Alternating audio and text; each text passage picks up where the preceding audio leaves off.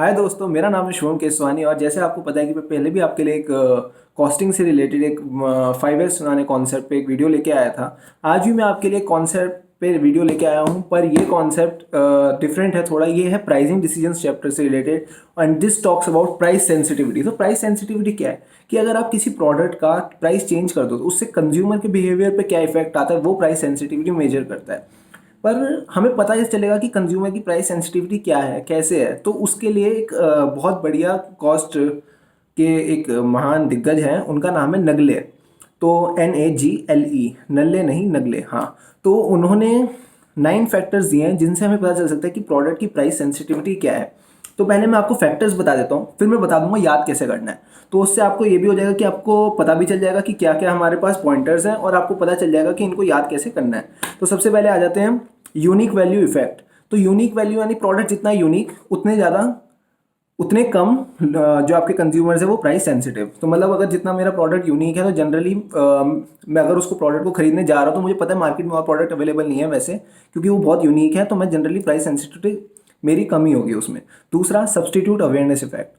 अगर मेरे जो प्रोडक्ट मैं खरीदने जा रहा हूँ उसके मुझे पास सब्सटीट्यूट अवेलेबल ही नहीं है, आप ये भी कह सकते हो दूसरा और पहला पॉइंट रिलेटेड है, क्योंकि मेरा अगर प्रोडक्ट बहुत यूनिक है तो यानी उसके सब्सटीट्यूट भी नहीं है।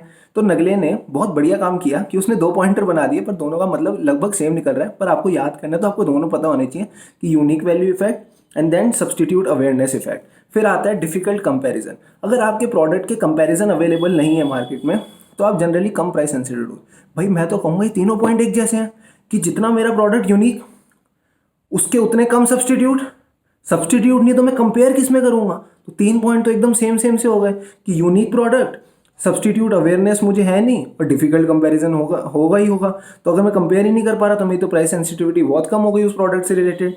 अब आता है टोटल एक्सपेंडिचर इफेक्ट। मेरा उस प्रोडक्ट पे कितना खर्चा हो रहा है वो मेरी प्राइस सेंसिटिविटी को अफेक्ट करेगा। अगर यही मैं प्रोडक्ट जो लेने जा रहा हूँ, सपोज मैं 1 या 2 रुपए की च्युइंगम खरीदने जा रहा हूँ, क्या मैं 2 बार सोचूंगा? अभी मेरे को मन नहीं कर रहा था तो मैं खरीद लूंगा यार।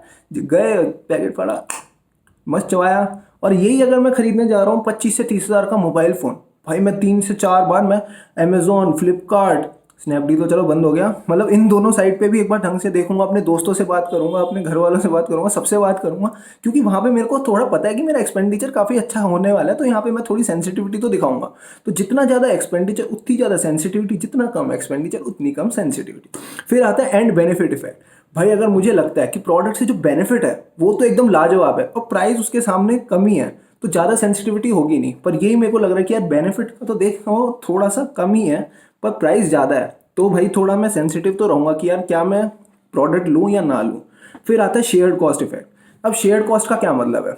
कॉस्ट बढ़ गई, यानी आपने और आपके दोस्त ने मिलकर अगर कोई प्रोडक्ट खरीदा तो प्राइस सेंसिटिविटी कम होगी, क्यों? आपको लगेगा यार आप दोनों मिलकर ले रहे हैं तो जनरली आपका जो शेयर होगा टुवर्ड्स द कॉस्ट वो कम हो जाएगा। अब जैसे ही आपका कॉस्ट पे शेयर कम हो गया, आप थोड़े कम प्राइस, आपकी जो प्राइस सेंसिटिविटी है वो भी कम हो जाएगी। पर यही अगर आप प्रोडक्ट अपने पैसों से अकेले लेने जाओ तो जनरली आपकी कॉस्ट भी हाई लगेगी और आपकी प्राइस सेंसिटिविटी भी हाई होगी।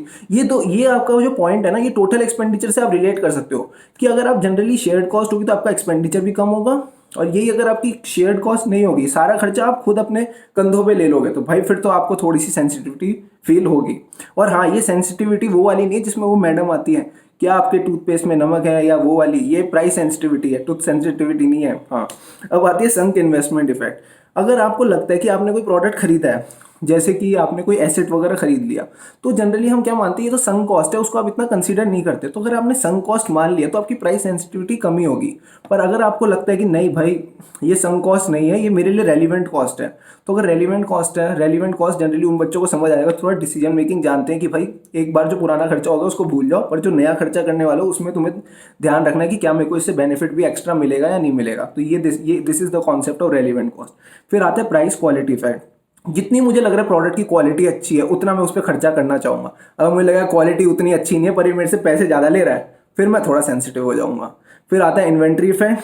जिस प्रोडक्ट को मैं स्टोर नहीं कर सकता जनरली उसकी सेंसिटिविटी कम होगी, पर यही अगर मैंने प्रोडक्ट स्टोर करने के लिए होगा कि मतलब मैं इसको काफ़ी टाइम तक रख सकता हूँ तो मैं ज़्यादा प्राइस सेंसिटिव हो जाऊँगा। तो ये तो हो गई नॉलेज की बातें, समझने की बातें, जो कि एक तरफ ठीक है। पर एग्जाम में अगर आ गया कि भाई प्राइस सेंसिटिविटी एक्सप्लेन करो with the factors of Nagle, NAGLE, तो आप कैसे लिखोगे? उसके लिए एक निमोनिक है USD set sip. USD set sip कैसे बना?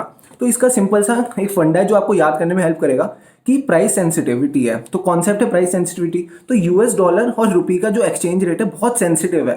थोड़ी सी भी मतलब ट्रम्प छींक भी मारता था ना तो यूएसडी और रुपये का रेट हिल जाता था। तो आपको यही याद रखना है कि यूएसडी आपके दिमाग में आ जाना चाहिए जैसी सेंसिटिविटी की बात हो। अब आपकी बात आएगी सेट। तो आपको सेट कैसे, आप ये सोचोगे कि आपने एक बार यूएसडी का रेट जो है वो सेट कर लिया तो आपकी सेंसिटिविटी हट गई। तो यूएसडी सेट।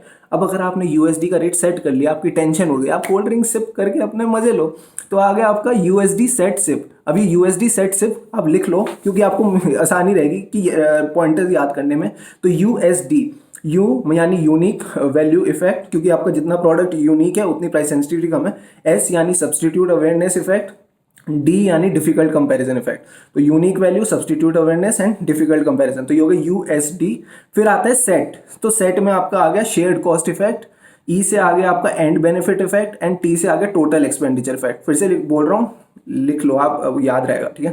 तो unique value effect, shared cost effect है ना, और डिफिकल्ट कंपैरिजन इफेक्ट। देन आ गया सिप, यूएसडी सेट सिप।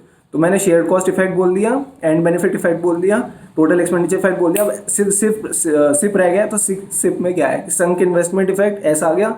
आई में आ गया इन्वेंट्री इफेक्ट, इन्वेंट्री वही वाला स्टोर करने की बात हो रही थी, है ना। एंड देन पी आ गया। पी क्या था, परसीव्ड क्वालिटी, जितनी अच्छी क्वालिटी उतनी कम सेंसिटिविटी, जितनी बेकार क्वालिटी उतनी ज़्यादा सेंसिटिविटी। अगर आपको ये वीडियो पसंद आई तो प्लीज़ सब्सक्राइब कर लो चैनल, क्योंकि मैं ऐसी और वीडियोस लेके आऊँगा जिसमें ऐसे छोटे छोटे कॉन्सेप्ट जो 5-5, 6-6 नंबर के आ सकते हैं, उनमें आपकी काफ़ी हेल्प हो जाएगी।